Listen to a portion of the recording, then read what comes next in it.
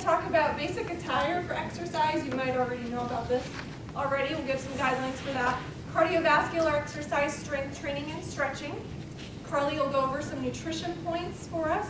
And then Laura and Jason will be talking about the different types of plans that you can build. So if you haven't met Laura and Jason, they are also on our wellness committee, and they've both been personal trainers. So all of us are personal trainers today. If you have any questions as we go along, feel free to ask us, or you can stay afterwards and we'll help you more individually on maybe some different exercise questions.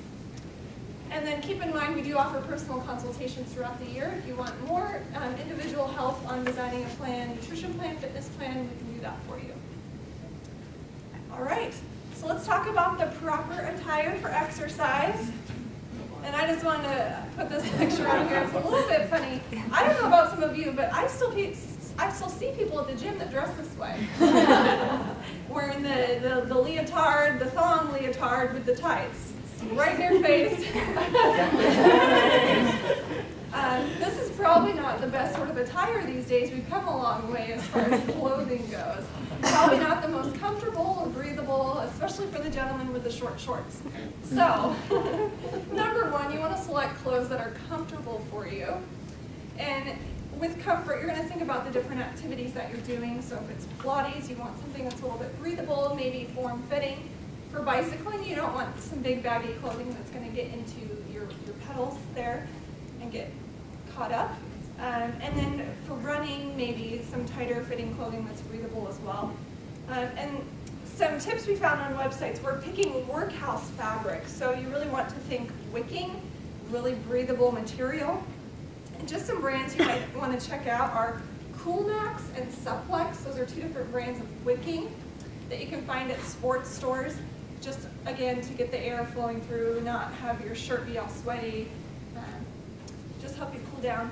And when I'm talking about cotton, you're considering cotton. Cotton's not very breathable, so if you're going to wear something with cotton, think about that. And it does capture the sweat more than some of the clothes with the wicking.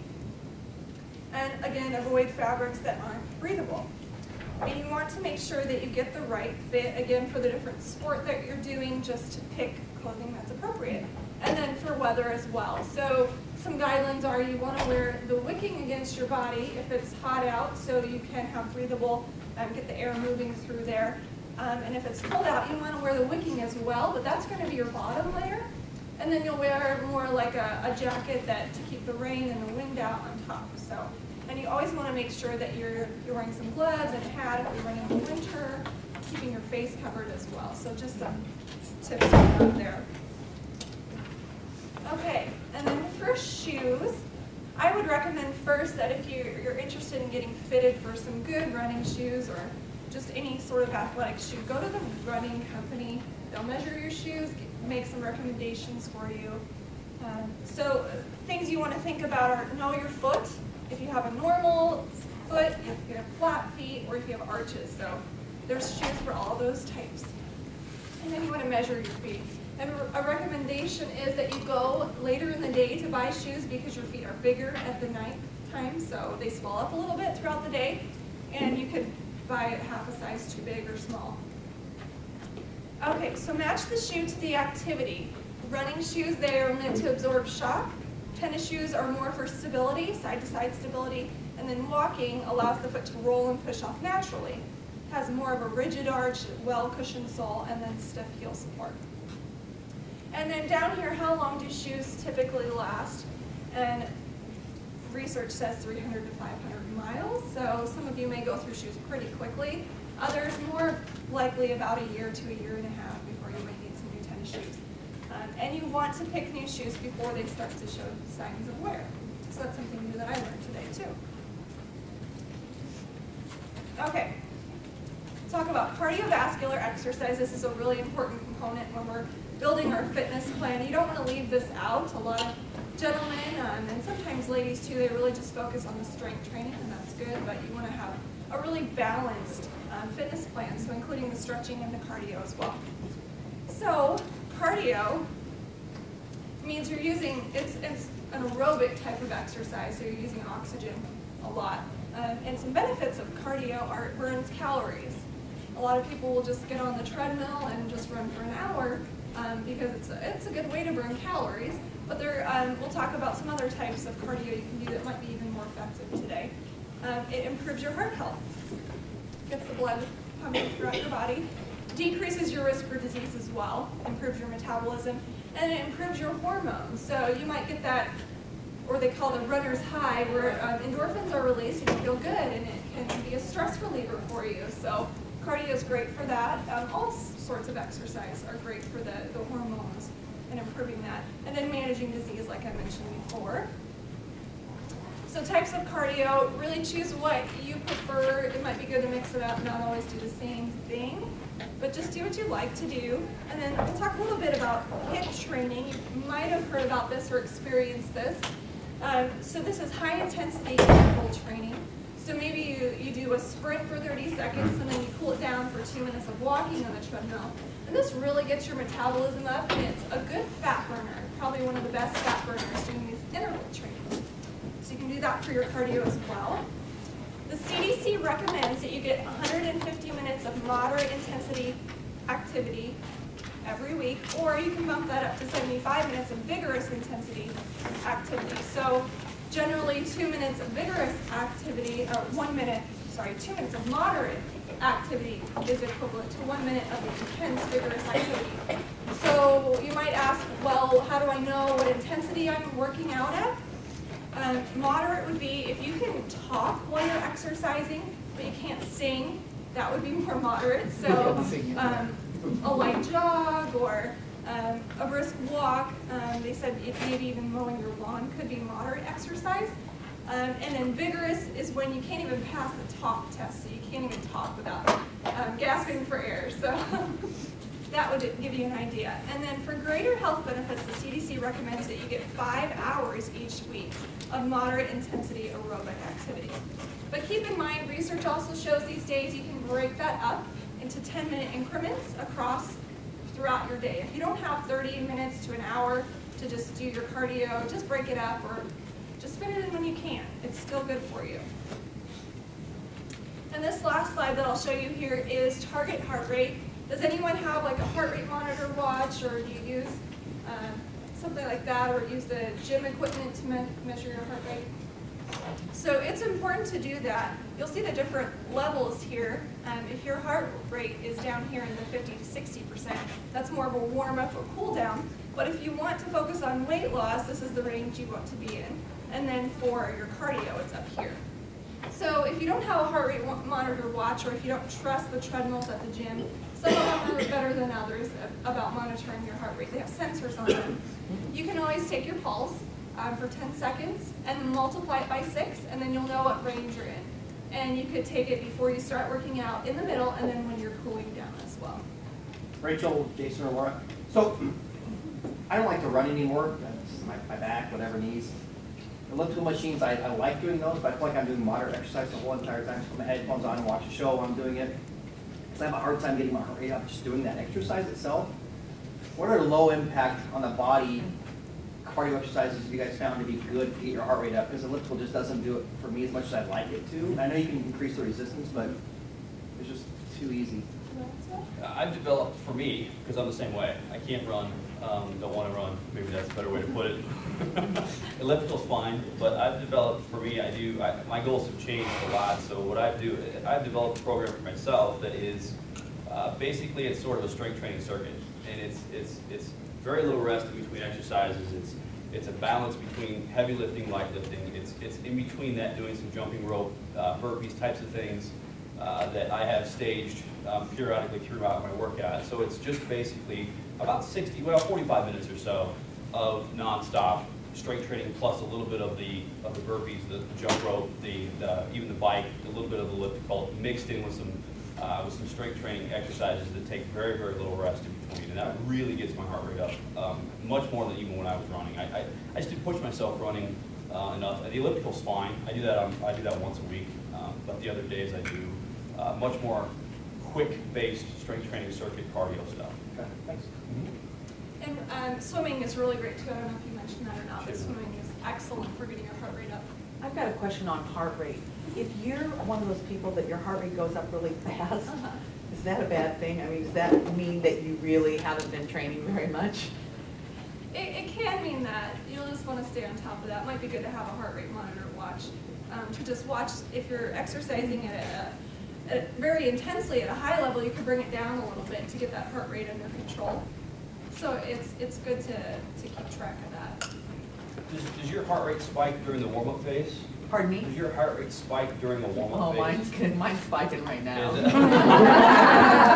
No, I don't even know if I consider, I mean, I can be on the treadmill and walking vigorously, Yeah. and I can get my heart rate up to like 155 in 10 minutes, in less than 10 minutes. I personally, like Rachel said, I would certainly invest in a heart rate monitor, Okay. not trust the machines at all. Okay. In that case, and I would certainly never ever Okay. avoid going to your physician and talking to your doctor about certain Yeah. exercises or reasons why that is, and then certainly they can give you or point you in the right direction as far as exercises that you can do that are safe for you. Okay. All right, well, Carly's going to walk us through the next piece here. All right, so I'm just going to go over the guidelines for strength training and stretching real quick for you. So the CDC recommends that you do strength training exercises at least 2 days a week.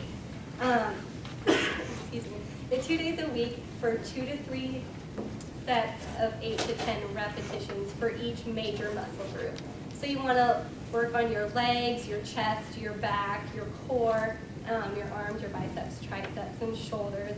So you want to make sure you're working all of those muscle groups, and you want to make sure you have at least 1 day of rest in between. So what that means is, let's say on Monday you worked your legs, you worked the lower body, so you want to make sure you don't work them on Tuesday, but you can work them on Wednesday. So you just want to make sure you have a day in between to rest, give those muscles a break, let them rebuild their muscles, or let them rebuild. But if you want to still work out on Tuesday, you can do the upper body. So like do Monday, Wednesday, Friday, lower body if you want, Tuesday, Thursday, upper body. Just make sure you don't do the same muscle group 2 days in a row. And then for your guidelines for stretching, it's recommended that you stretch 2 days a week at least to help improve the range of motion and your flexibility, help prevent injury. And you want to hold each stretch for 10 to 30 seconds, and you want to do it 2 to 4 times through. So if you're just stretching for 10 seconds, I would recommend doing it 4 times through. But yeah, 10 to 30 seconds would be ideal, and 2 to 4 times through. And flexibility exercises are most effective when your muscles are warm. You don't want to stretch when you haven't exercised at all, your muscles aren't warm, because it can actually cause injury. So doing some light aerobic activity first, going for a walk, getting the heart rate up, getting those muscles warm, and then stretch for a little bit. Don't stretch if you haven't done any sort of light exercise first. So then I will talk about these are very basic guidelines for nutrition. So if you do have any more in-depth questions, feel free to come talk to us afterwards, and we can kind of help you out with that a little bit better. So the first question is, what should I eat? So it depends. So before your workout, as a general rule of thumb, it's best not to eat immediately before you work out. You want to eat within an hour to 3 hours before you exercise. And this is different for everyone. So you are going to want to kind of play around with that. For me personally, I have to eat probably 2 hours before if I'm eating like a meal or something. If it's a light snack, I can eat a half hour to an hour before. It's just kind of how your body tolerates it. So you're definitely going to have to play around with that if you're not sure. And then you want to, afterwards, you want to eat the sooner the better. And I know for a lot of people it's hard for them to eat right after, especially if they've worked out pretty hard. But you can drink the chocolate milk or do like a protein smoothie or something like that. It's a little bit easier to drink than it is to eat. So just kind of keep that in mind, whatever works best for you, but it's good to refuel 15 to 30 minutes after you're done with your workout.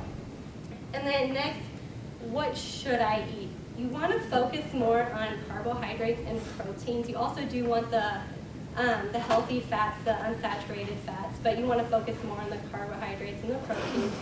So beforehand, you want to look at the high quality carbohydrates, because the carbohydrates are what gives your body energy. So the harder you're working, the harder your body's working, the more carbohydrates you're going to want to eat. And so, So for protein, it's also important for help prime those muscles for your workout. And so protein is important before your workout as well as after. So I'll talk about that here in a second. And so for just food examples to kind of give you an idea of what you should eat, for before your workout, even having a piece of peanut butter bread, whole grain bread, that's a good one. Having Greek yogurt with some berries, having oatmeal with low-fat milk, things like that, apple with peanut butter. Those are all good things to eat, an hour or so before you work out. Just kind of raise that blood sugar a little bit, because if you work out pretty intensely and you don't eat within an hour, 2 hours before you work out, your blood sugar is kind of low. You might feel sick. I know that's happened to me before if you work out pretty hard. And then you can get dizzy, feel sick, and nobody wants that. So yeah, just want to make sure you eat a light snack before you work out. And then after, you want a 3-to-1 ratio of carbohydrates to protein. So the best ones I would recommend, chocolate milk is a good one. It does have the 3-to-1 ratio that you want. You can, if you want something to eat, like a turkey wrap on whole wheat, things like that, those are also really good ones as well. And for how much you should eat, it's really easy to overdo it. I know a lot of people are like, well, I'm just going to have a Cliff Bar before I work out. It's just a small granola bar, but those have 250 calories at least in them. So if you're just going on the treadmill and walking a mile, you're going to burn about 100 calories, and that bar is 250. So you just kind of have to play around with how hard are you going to work out, how long are you planning to work out, depends on how much you need. So if you're planning on working out very intensely for an hour, you're going to want to eat a little bit more, but still make sure you have that at least an hour in between so you don't feel, the food doesn't make you feel sick at all. And for just a few tips I found for you. So if you're working out in the morning, a lot of people haven't eaten since dinner, so you're on an empty stomach. I wouldn't recommend working out on an empty stomach.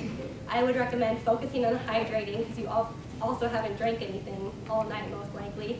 So make sure you have at least a few glasses of water, and eat maybe like 100-calorie granola bar or something like that, just to get you started, get your blood sugar up. And then after you're done with your workout, having a light breakfast, make sure it has a lot of protein in it. You can have that peanut butter toast, you can have an egg with some milk, things like that. So just make sure you're getting that nice ratio of carbs to protein.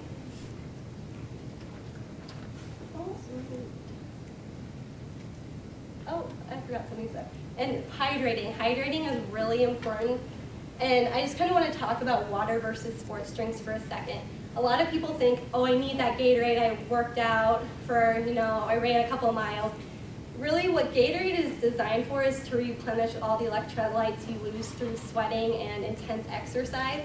So it's really designed for 90 minutes of moderate intensity work or exercise for 90 minutes. So if you're doing anything less than that, if you're just on the treadmill for like a half hour, you're lifting weights for a little while, you only really need water. Water's all you need. And Gatorade has, in a 1 bottle of Gatorade, I think it's 140 calories. So that's really just designed for the people that are working out for a long period of time who are losing those electrolytes. If you do sweat a lot, then I would recommend maybe a little bit of Gatorade to help replenish those electrolytes. But if you're not sweating a lot, if you're not doing a lot of high intensity exercise, you're fine with water.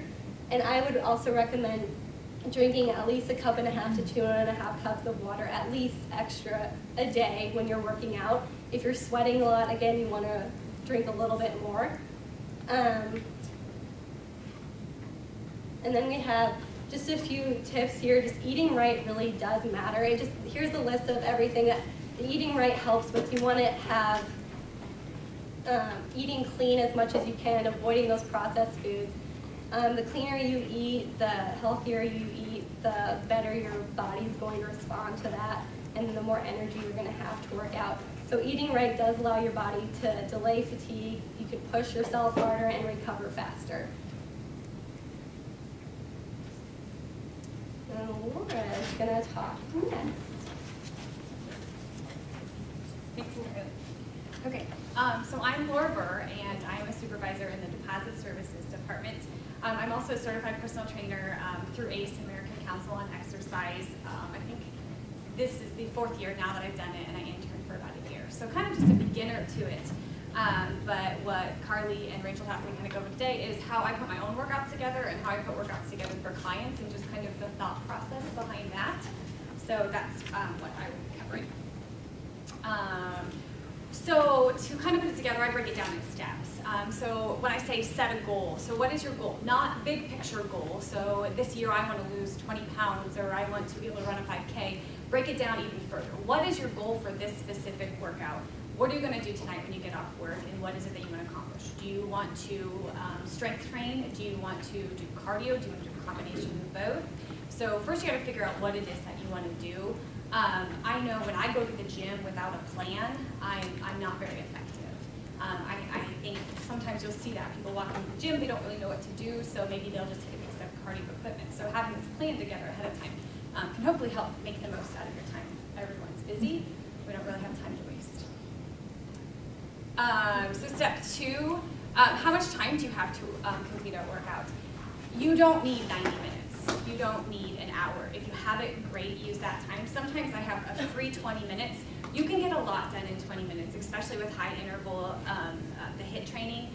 You get your heart rate up, you don't waste any time, and you leave feeling exhausted. If somebody doesn't believe that you can get completely worn out in 20 minutes, let me know, we will work out. I promise you can get your heart rate up during that time. And then when will you be doing the workout? I get this question all the time. When's the best time to work out? Morning, lunchtime, afternoon, or evening, afternoon? I will tell you the best time for you to work out is whenever you're going to do it. If you are not a morning person, don't set yourself up for failure and say, I'm going to get up at 5 o'clock and work out, and that's fine. Get it in the evening. I know some people are really busy with kids, and I mean, everything that kids are involved in these days just amazes me. And they are running from the time they are in preschool to college, and you're running them. So if evening doesn't work out, try to get it in there. I know wellness, if you haven't participated in, there's a lot of lunchtime classes now, toning, they're like non-sweaty classes, which are nice. They probably wouldn't get your vigorous activity in, but they'll definitely get you some activity as well. So figure out when it works for you, and when it works for you is the best time for you to do it. What equipment and space do you have? You know, are you just working out at home? Do you have dumbbells? Do you maybe have some bands and things like that? Are you going to a gym? Do you have an entire gym to use for your equipment? And how much space do you have to move around? Even sometimes when I go to the gym now, especially with the new year, there's no space. You have 100 people. Next month it will look better, unfortunately. It will have dropped off, but in the meantime, how much space do you have? Because if I don't have a lot of space, chances are I'm not going to do sprint to back pedals because I don't have any space to do anything. Lastly, kind of put that all together. So just kind of for me, fat loss and overall increased health is typically my goal in any workout that I'm doing. 40 minutes is about maybe the time that I would have to spend. And my space, maybe working out from home, basic dumbbells and resistance bands. So kind of from those first 3 steps.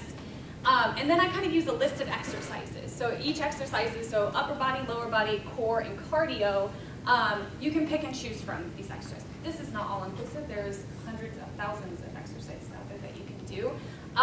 But for example, I would just choose a couple from the upper body category, a couple from the lower, a couple from the core, and a couple from the cardio, and mix them all together. Obviously, if I am picking a regular curl, I'm probably not going to do then a hammer curl with it too. I want to work different groups in the upper body. Okay, so then I would kind of put that all together, selecting from each of the categories depending on what my goal is. You have to start with a warm-up, 3 to 5 minutes of dynamic movements. So when I say dynamic movements, pick movements that you are going to do in your workout already that are non-weight bearing. So if I'm going to do dumbbell squats, I'm going to hold the dumbbells and I'm going to squat down. I shouldn't have worn a dress today, I could have demoed for you. I'm going to maybe do some dynamic movements in my warm-up doing squats. I pick about five movements, and I do them, I don't know, 15 times a piece, just to get my body ready and going.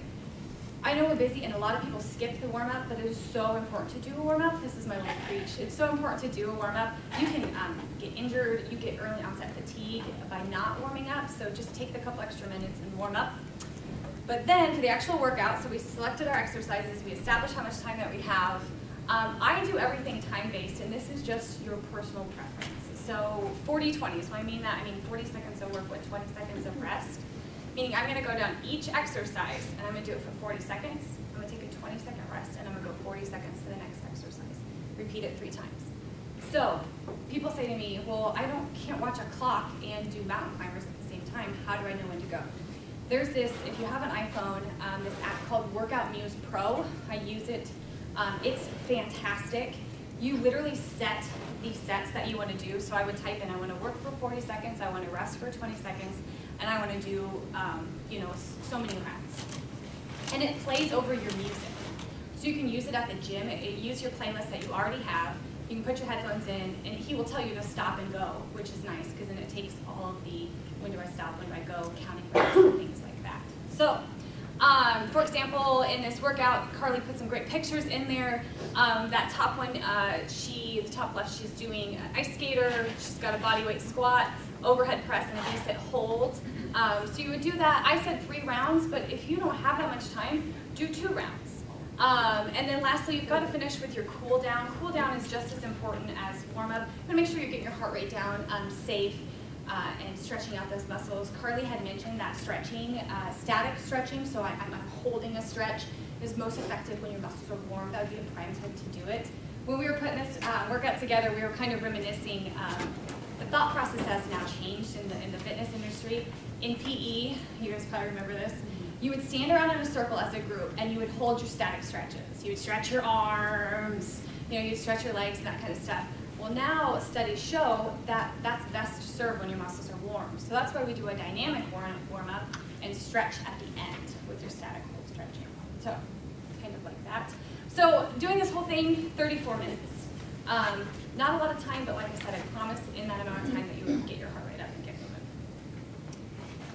moving. So what do you do from there? So you could repeat that same workout, I would say 2 to 4 times. Carly's talking about the CDC recommendations.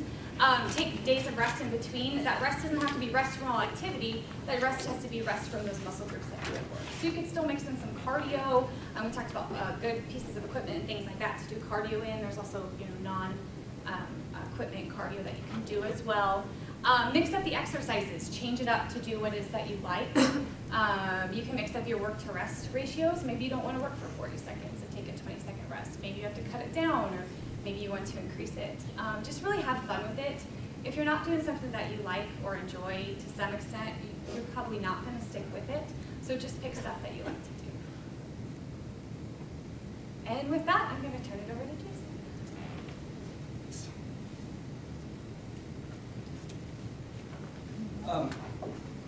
First of all, I don't think I got to completely answer your question. I was thinking about this too, and I kind of glossed over what Rachel said. You know, swimming, to answer your question also about low impact, swimming is fantastic. It's a wonderful low impact. I don't know if you have access to a pool. Yeah, there's a couple other things. You know, biking is another one that's considered fairly low impact. Obviously, it's a little bit more of just a lower body workout, but also row machines. And if you have access to a row machine, it's really considered an overall body low impact, incredibly good workout. So those are just some other ones to answer your question a little bit.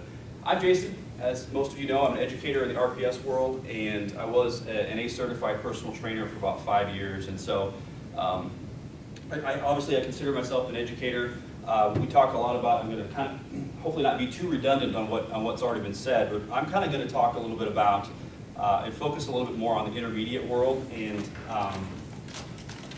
really all that means is when we talked about the beginner exercises and things, we're talking about people who really don't have a clue what they're doing and don't know anything about gym equipment or exercises and what to do, when to do, anything, you know, when we say squat, I remember saying this to a client one time, we're going to do some squats, and she looked at me like I was crazy. She had no idea what it was. And so I'm not going to focus on those. I'm going to focus a little bit more on the folks that have already been through that and really more so on strength training and how to build your own program as far as an intermediate strength training. I'm not going to talk about the advanced world. When we talk about advanced, we're talking about 5% of the population is considered advanced. Those are bodybuilders and fitness competitors and things like that. So most of us fall within beginners to intermediates. And so I'm going to focus on the intermediate piece, and really, I gave you guys in your handouts, and as Stacy can attest to, I put so much information on these slides, more so than I would ever put on an education PowerPoint. But because I know that I was told that I only had 10 to 15 minutes, and for those of you who know, that's really hard for me. So I put hopefully all the tools that you can possibly need to at least get started building your own program in the handouts. And so I'm just going to touch on a few things really, really quickly. And like I said, I hope I'm not too redundant, but you know, the variables, before I get into it, we already talked a little bit about goals and things like that, but you have to also take into account lifestyle factors, like we were talking about, like how much time that you might have, but also, you know, assessing your own fitness level, where you're at, but also stressors, you know, how much stress you have, how much sleep you're getting, can you allot yourself enough rest to recover from these workouts? That's all very important, and all things to keep in mind. And so when we start to put together kind of a strength training based workout in the intermediate world, we're talking about focusing on compound lifts first. And I'm going to kind of go intermix this with the prioritizing your workout. But compound exercises are really just those big ones. They're those exercises that really take a lot out of you. We're talking squats, bench press, lat pull downs, chin ups, pull ups, deadlifts. Those exercises that really take a lot of energy, and so you want to build your programs around those big exercises first, and you want to put those first in the program because obviously if you do them last, your chances of compromising form are pretty good. I mean, you get tired, and you don't want to be tired when you're doing those exercises. Those exercises will make you tired. So when you're building your program, you want to put those big, giant, energy-draining exercises first, and then put the isolation exercises last. And what I mean by isolation exercises are just, you know, bar curls, anything with tricep press downs, anything that's really isolating one smaller muscle group. And so you start with the compound exercises and you finish off with the isolation exercises.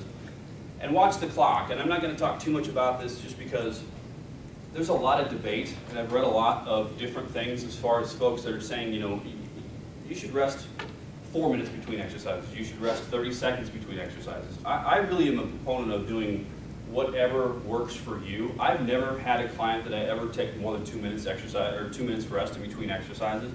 I generally take about a minute, and in the case of what I was telling Chad, I literally will take 20 to 30 seconds in between exercises now. But I've never taken more than a minute. As you can see, I've laid out, these are the basic guidelines from everything that I've read and from the experiences that I've had. Those are the basic guidelines for rest. So, log your workouts. You can combine cardio and strength, and I'm not going to get into that too much. I think I touched a little bit that with Chad, and you want to vary up the program. I can't stress that enough. Really mix things up. Switch your exercises, switch your routines.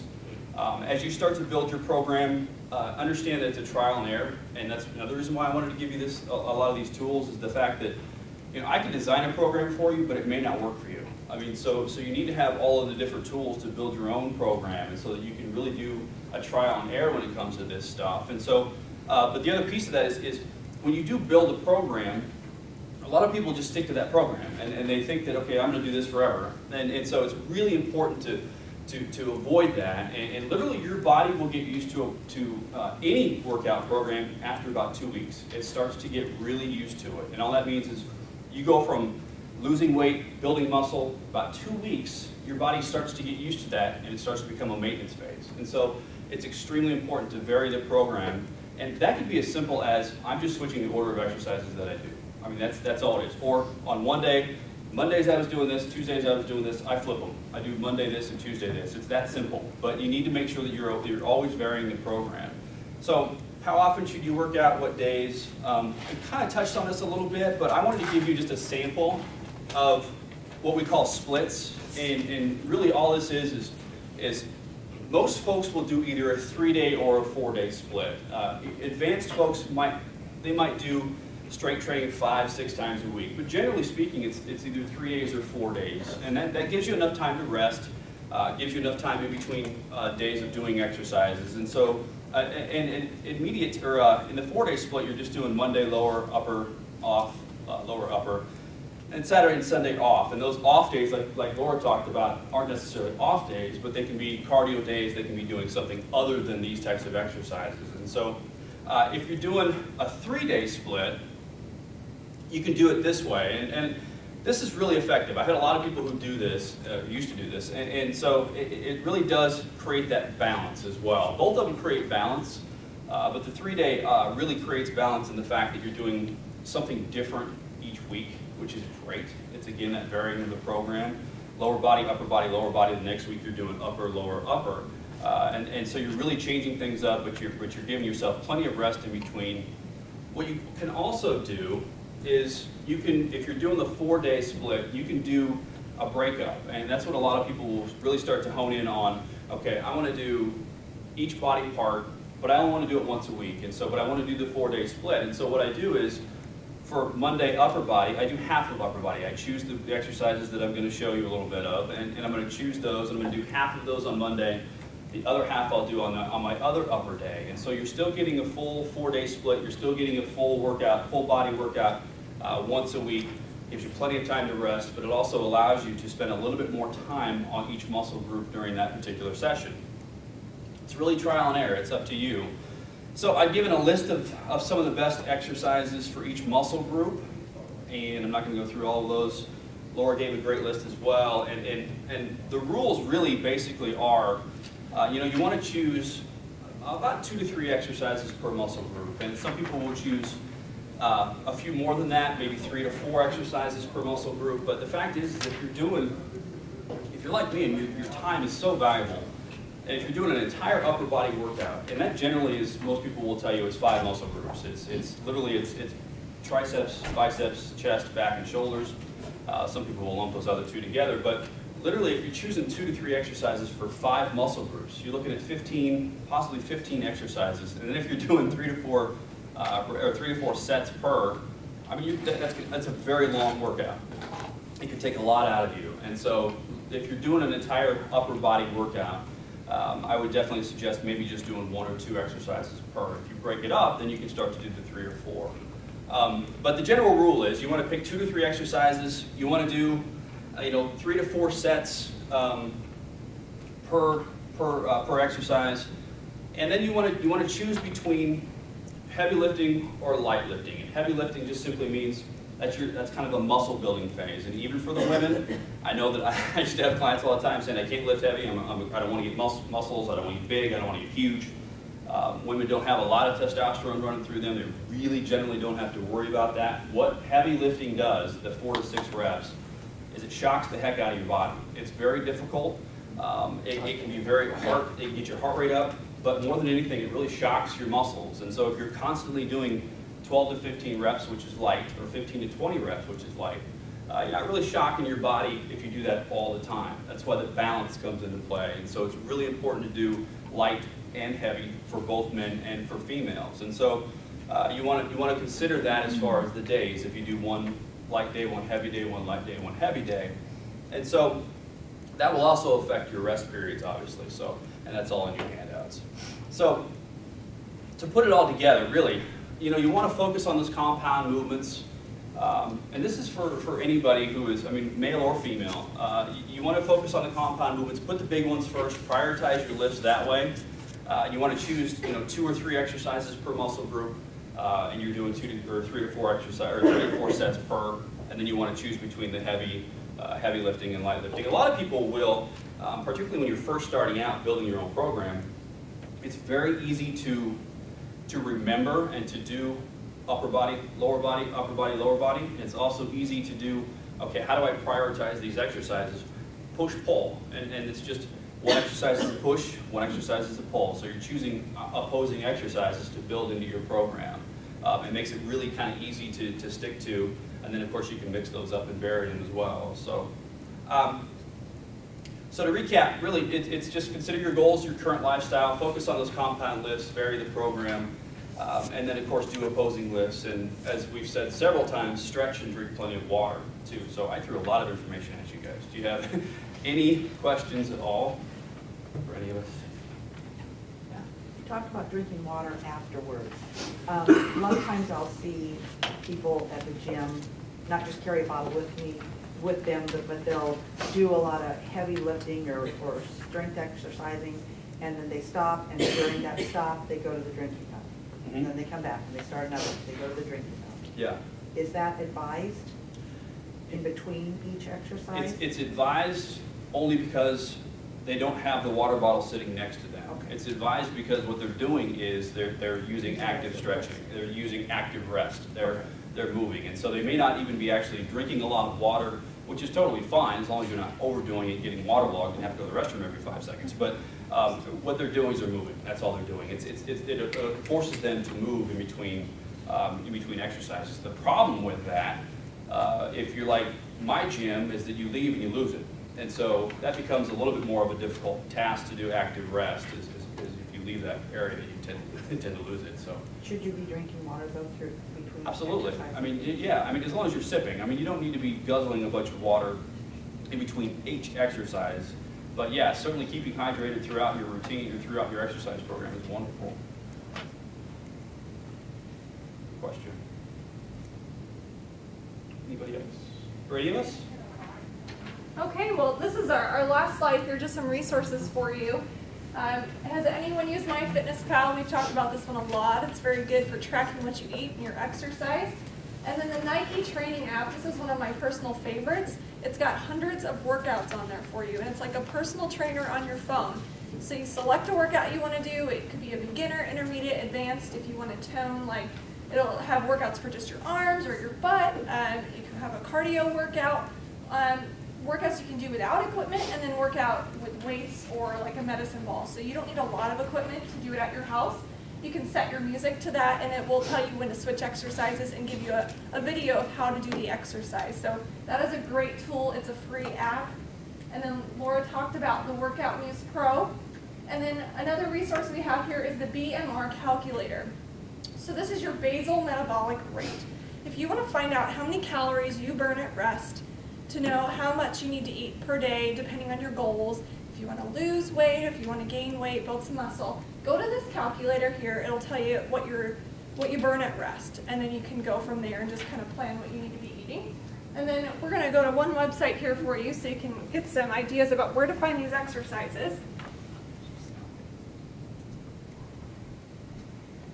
So this is the bodybuilding.com website here. And you can go and just search for the exercise that you want to do, maybe some exercises that we've listed here today, and just click on it. And they have some videos about how to do the exercise. If you're a beginner and you don't really know what we're talking about when we just list up all these exercises, this is a great resource for you as well. This website is also just as much for women as it is for men. I know the word bodybuilding.com can kind of throw you off, but there's so much information for females on here as well. It's just as much for females as it is for males. And this website's good. It has a video of how to do it. It has pictures, and if you scroll down, it has step-by-step instructions on how to do every exercise. And some of them they'll give you modifications or things like that too. So this one's a really good resource. Has hundreds of exercises on it. So we really recommend taking advantage of this site. And there's a lot of free workouts on there too. What part of the body it works the most? Because that's Oh yeah. like I know it's upper body. Yeah, they have a picture of the male and female body and the muscle groups, and you just click on the muscle group, and then it'll list out all the exercises for you that you can do for that muscle group. All right, any other questions for us? That's all that we have today. We thank you so much for coming. Keep in mind, if you want us to develop a plan for you, just send us an email and we'll meet with you and get going on that for you. You get 25 points today for coming. Thank you.